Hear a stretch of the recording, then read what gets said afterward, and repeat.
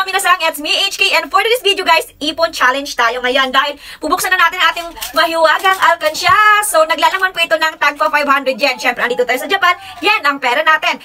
And now, bubuksan na natin siya dahil 1 year ko po itong inipon. Start po last year, January, and last na hulog ko dito is noong December. So, yun nga, hindi naman po ako dito araw-araw naghuhulog dahil kung kailan lang po ako magkakaroon guys ng 500 sa aking wallet or bulsa, saka ko po siya ihuhulog dito. So, hindi po tayo nag-expect ng ganong kalakihan. Pero, last year kasi guys, nagbukas rin po ako ng isa and 1 year ko rin po yung inipon at ang halaga ng aking naipon ay tadan! 42,500 yen. So, equivalent po siya in peso, 16,000 plus. Tignan natin kung magkano to dahil ipagpa-plus ko po yung naipon ko last year and now para po pambili ko po ng regalo sa aking mama and papa at sa aking mga kapatid. So, sana matuwa sila guys sa aking bibilhin. Hindi naman po ito gaanong kamahalan ng bibilhin ko.